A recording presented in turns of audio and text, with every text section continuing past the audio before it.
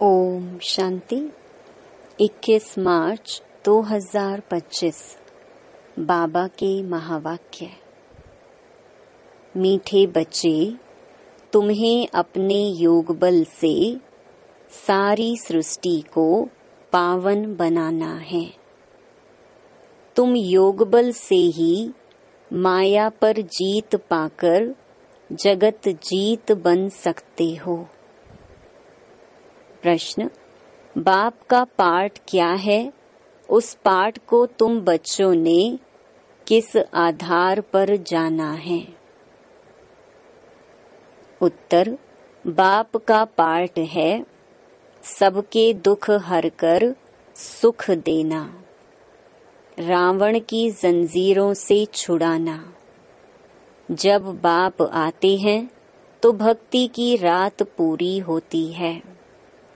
बाप तुम्हें स्वयं अपना और अपनी जायदाद का परिचय देते हैं। तुम एक बाप को जानने से ही सब कुछ जान जाते हो। गीत, तुम ही हो माता पिता तुम ही हो। ओम शांति। बच्चों ने ओम शांति का अर्थ समझा है। बाप ने समझाया है, हम आत्मा हैं। इस सृष्टि ड्रामा के अंदर हमारा मुख्य पार्ट है। किसका पार्ट है? आत्मा शरीर धारण कर पार्ट बजाती है, तो बच्चों को अब आत्म अभिमानी बना रही है। इतना समय देह अभिमानी थे, अब अपने को आत्मा समझ बाप को याद करना है। हमारा बाबा आया हुआ है ड्रामा प्लान अनुसार। बाप आते भी हैं रात्रि में। कब आते हैं उसकी तिथि तारीख कोई नहीं है। तिथि तारीख उनकी होती है जो लौकिक जन्म लेते हैं। यह तो है पारलौकिक बाप। इनका लौकिक जन्म नहीं है। श्री कृष्ण की तिथि तारीख समय आदि सब देते हैं। इनका तो कहा जाता है दिव्य जन्म। बाप इनमें प्रवेश कर बताते हैं कि यह बेहद का ड्रामा है। उसमें आधा कल्प है रात। जब रात अर्थात घोर अंधियारा होता है तब मैं आता हूँ। तिथि तारीख कोई नहीं। इस समय भक्ति भी तमो प्रधान है। आधा कल्प है बेहद का दिन। बाप खुद कहते हैं, मैंने इनमें प्रवेश किया है। गीता में है भगवानुवाच, परंतु भगवान मनुष्य हो नहीं सकता। श्री कृष्ण भी दैवी गुणों वाला है। यह मनुष्य लोक है, यह देव लोक नहीं है। गाते भी हैं ब्रह्मा देवताय नमः। वह है सूक्ष्म वतनवासी। बच्चे जानते हैं वहाँ हड्डी मांस नहीं होता है। वह है सूक्ष्म सफेद छाया। जब मूल वतन में है तो आत्मा को न सूक्ष्म शरीर छाया वाला है न हड्डी वाला है। इन बातों को कोई भी मनुष्य मात्र नहीं जानते हैं। बाप ही आकर सुनाते हैं, ब्राह्मण ही सुनते हैं और कोई नहीं सुनते। ब्राह्मण वर्ण होता ही है भारत में। वह भी तब होता है जब परमपिता परमात्मा प्रजापिता ब्रह्मा द्वारा ब्राह्मण धर्म की स्थापना करते हैं। अब इनको रचता भी नहीं कहेंगे। नई रचना कोई रचते नहीं है, सिर्फ रिजुवनेट करते हैं। बुलाते भी हैं, हे बाबा पतित दुनिया में आकर हमको पावन बनाओ। अभी तुमको पावन बना रहे हैं तुम फिर योग बल से इस सृष्टि को पावन बना रहे हो। माया पर तुम जीत पाकर जगत जीत बनते हो। योग बल को साइंस बल भी कहा जाता है। ऋषि मुनि आदि सब शांति चाहते हैं, परंतु शांति का अर्थ तो जानते नहीं। यहाँ तो जरूर पार्ट बजाना है ना।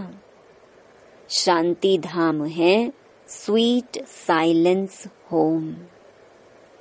तुम आत्माओं को अब यह मालूम है कि हमारा घर शांति धाम है। यहाँ हम पार्ट बजाने आए हैं। बाप को भी बुलाते हैं, हे पतित पावन दुख हरता सुख करता आओ। हमको इस रावण की जंजीरों से छुड़ाओ। भक्ति है रात, ज्ञान है दिन। रात मुर्दाबाद होती है, फिर ज्ञान जिंदाबाद होता है। यह खेल है सुख और दुख का। तुम जानते हो, पहले हम स्वर्ग में थे, फिर उतरते उतरते आकर नीचे हेल में पड़े हैं। कलयुग कब खलास होगा, फिर सतयुग कब आएगा, ये कोई नहीं जानते। तुम बाप को जानने से बाप द्वारा सब कुछ जान गए हो। मनुष्य भगवान को ढूंढने के लिए कितना धक्का खाते हैं, बाप को जानते ही नहीं। जाने तब जब बाप आकर अपना और जायदाद का परिचय दे। वर्षा बाप से ही मिलता है, माँ से नहीं। इनको मम्मा भी कहते हैं, परंतु इनसे वर्षा नहीं मिलता है। इनको याद भी नहीं करना है। ब्रह्मा विष्णु शंकर भी शिव के बच्चे हैं, ये भी कोई नहीं जानते। बेहद की सारी दुनिया का रचयिता एक ही बाप है, बाकी सब हैं उनकी रचना या हद के रचयिता। अब तुम बच्चों को बाप कहते हैं, मुझे याद करो तो तुम्हारे विकर्म विनाश हो। मनुष्य बाप को नहीं जानते हैं तो किसको याद करें। इसीलिए बाप कहते हैं, कितने निधन के बन पड़े हैं, यह भी ड्रामा में नूंद है। भक्ति और ज्ञान दोनों में सबसे श्रेष्ठ कर्म है दान करना। भक्ति मार्ग में ईश्वर अर्थ दान करते हैं, किस लिए? कोई कामना तो जरूर रहती है। समझते हैं जैसा कर्म करेंगे वैसा फल दूसरे जन्म में पाएंगे।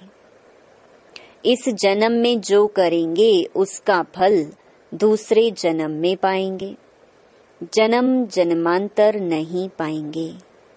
एक जन्म के लिए फल मिलता है, सबसे अच्छे ते अच्छा कर्म होता है दान। दानी को पुण्य आत्मा कहा जाता है। भारत को महादानी कहा जाता है। भारत में जितना दान होता है उतना और कोई खंड में नहीं।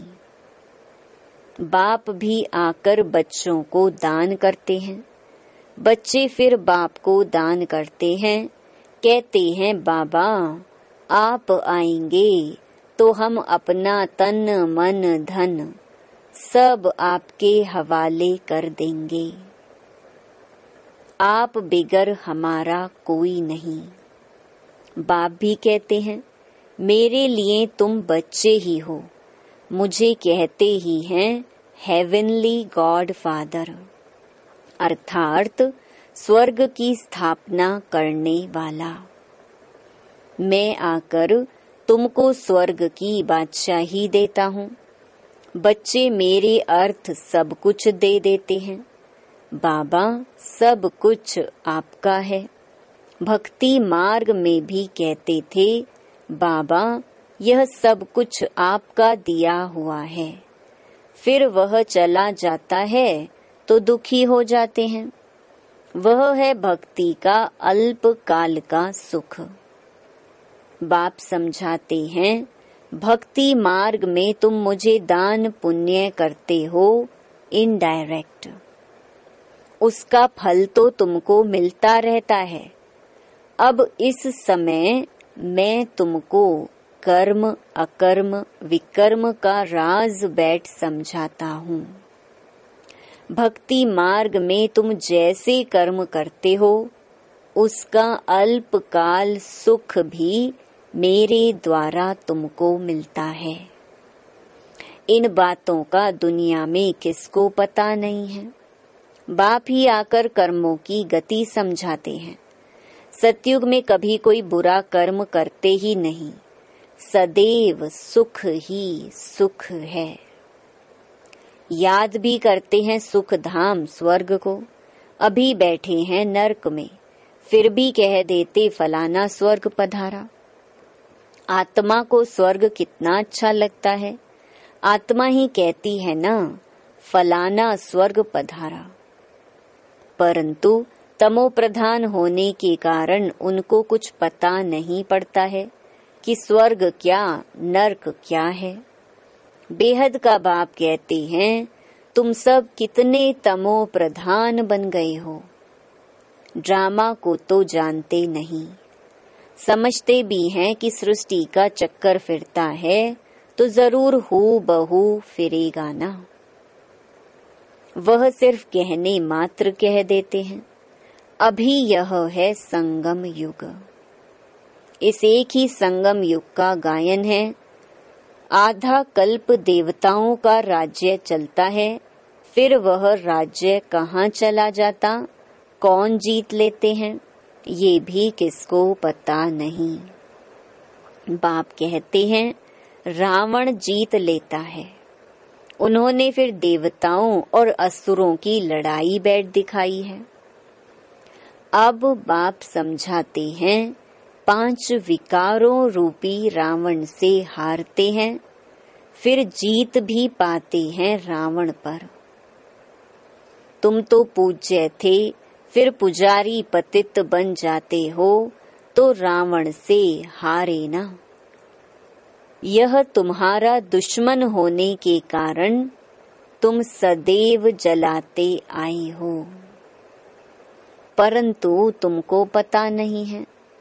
अब बाप समझाते हैं रावण के कारण तुम पतित बने हो। इन विकारों को ही माया कहा जाता है। माया जीत जगत जीत। ये रावण सबसे पुराना दुश्मन है। अभी श्रीमत से तुम इन 5 विकारों पर जीत पाते हो। बाप आए हैं जीत पहनाने। यह खेल है ना, माया ते हारे हार, माया ते जीते जीत। जीत बाप ही पहनाते हैं, इसीलिए इनको सर्वशक्तिमान कहा जाता है। रावण भी कम शक्तिमान नहीं है, परंतु वह दुख देते हैं इसलिए गायन नहीं है। रावण है बहुत दुष्टर, तुम्हारी राजाई ही छीन लेते हैं। अभी तुम समझ गए हो हम कैसे हारते हैं, फिर कैसे जीत पाते हैं। आत्मा चाहती भी है हमको शांति चाहिए, हम अपने घर जावें। भक्त भगवान को याद करते हैं, परंतु पत्थर बुद्धि होने कारण समझते नहीं हैं।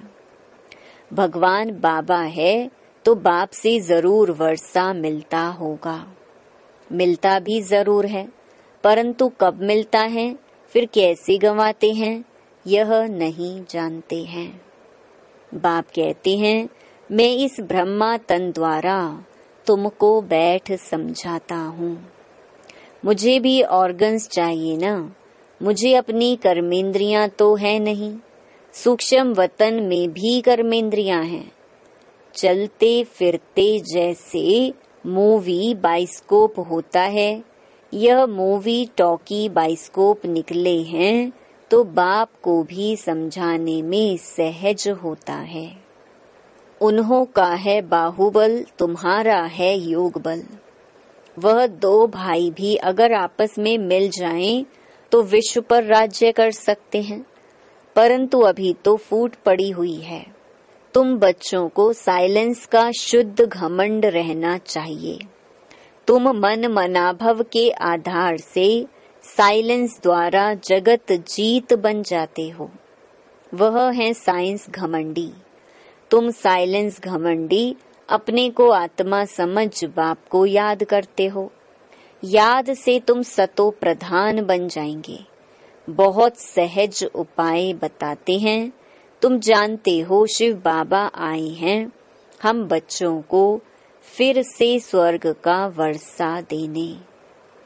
तुम्हारा जो भी कलयुगी कर्म बंधन है, बाप कहते हैं उनको भूल जाओ। 5 विकार भी मुझे दान में दे दो। तुम जो मेरा मेरा करते आए हो, मेरा पति, मेरा फलाना, यह सब भूलते जाओ। सब देखते हुए भी उनसे ममत्व मिटा दो। यह बात बच्चों को ही समझाते हैं। जो बाप को जानते ही नहीं, वह तो इस भाषा को भी समझ ना सके। बाप आकर मनुष्य से देवता बनाते हैं। देवताएं होते ही सतयुग में हैं, कलयुग में होते हैं मनुष्य। अभी तक उनकी निशानियां हैं, अर्थात चित्र हैं। मुझे कहते ही हैं पतित पावन। मैं तो डिग्रेड होता नहीं हूँ। तुम कहते हो हम पावन थे, फिर डिग्रेड हो पतित बने हैं। अब आप आकर पावन बनाओ तो हम अपने घर में जाएं। यह है स्पिरिचुअल नॉलेज। अविनाशी ज्ञान रतन है ना। ये है नई नॉलेज। अभी तुमको यह नॉलेज सिखाता हूँ। रचयिता और रचना के आदि मध्य अंत का राज बताता हूँ। अभी यह तो है पुरानी दुनिया।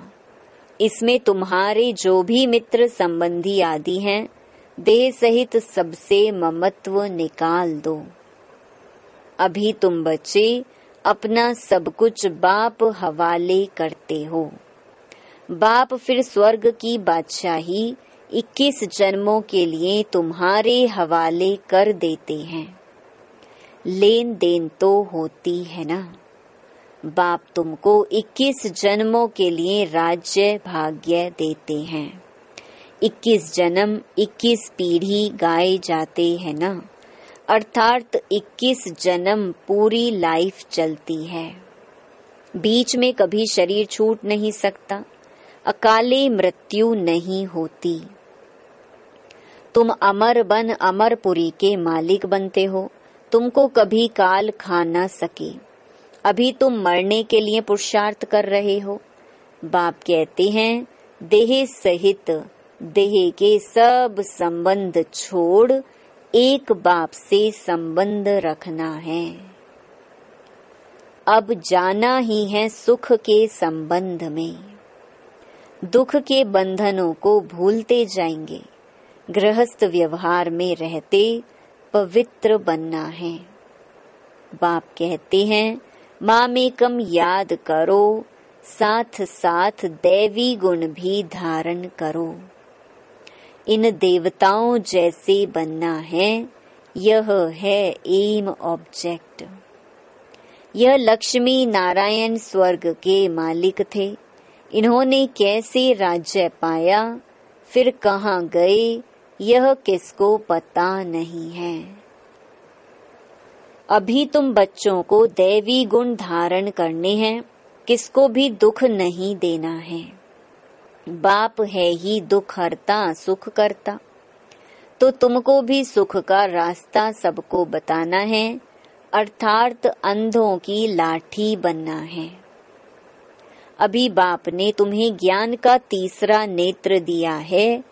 तुम जानते हो बाप कैसे पार्ट बजाते हैं। अभी बाप जो तुमको पढ़ा रहे हैं, फिर यह पढ़ाई प्रायलोप हो जाएगी। देवताओं में यह नॉलेज रहती नहीं। तुम ब्रह्मा मुख वंशावली ब्राह्मण ही रचता और रचना के ज्ञान को जानते हो। और कोई जान नहीं सकते। इन लक्ष्मी नारायण आदि में भी अगर यह ज्ञान होता तो परंपरा चला आता। वहाँ ज्ञान की दरकार ही नहीं रहती, क्योंकि वहाँ है ही सद्गति। अभी तुम सब कुछ बाप को दान देते हो, तो फिर बाप तुमको 21 जन्मों के लिए सब कुछ दे देते हैं। ऐसा दान कभी होता नहीं। तुम जानते हो हम सर्वंश देते हैं। बाबा, यह सब कुछ आपका है।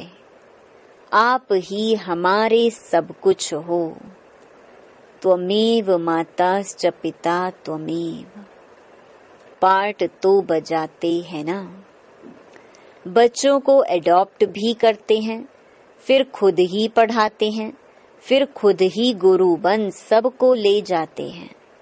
कहते हैं तुम मुझे याद करो तो पावन बन जाएंगे, फिर तुमको साथ ले जाऊंगा।